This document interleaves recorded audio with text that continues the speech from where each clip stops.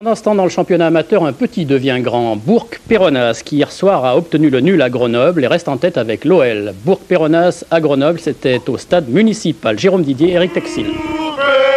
On était venu en voisin avec le banc et l'arrière-banc. On était surtout venu en leader avec la ferme intention de réussir un bon coup chez l'un des gros de ce championnat. Nous, on vient sur un stade pour essayer de faire quelque chose de bien, déjà prendre beaucoup de plaisir, essayer de faire un résultat dans la mesure du possible. En réalité, un match nul nous satisferait. Bon, si on fait mieux, tant mieux. Mais bon, on va éviter de perdre quand même. Et c'était plutôt mal parti. On joue depuis 3 minutes. Pression sur les buts bressants. Durati en retrait. Un caviar pour Jean-Marie Coranty. 5e minute, coup franc rapidement joué par Coranty pour Giorgino dans le dos des défenseurs bressants. 2 ballons. 2 buts, on appelle ça le réalisme sur un air de samba.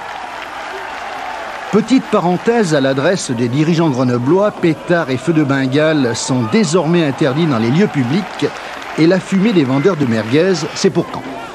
Le brouillard avait dû perturber la vision de monsieur l'arbitre sur cette faute anodine du défenseur grenoblois. Monsieur Ben Simon n'hésite pas, la sanction est sévère, arrêté au pas de tir et le public apprécie bien sûr.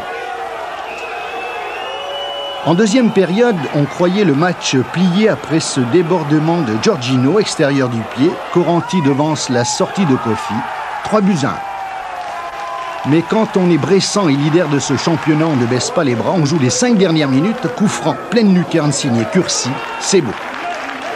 On joue alors les arrêts de jeu, petit crochet intérieur de Béraud, remise de Curcy et Poulet, le bien nommé pour un bressant à la finition. 3 partout, ce n'est pas volé. Et Bourg-Péronnas n'a pas fini de surprendre dans ce championnat.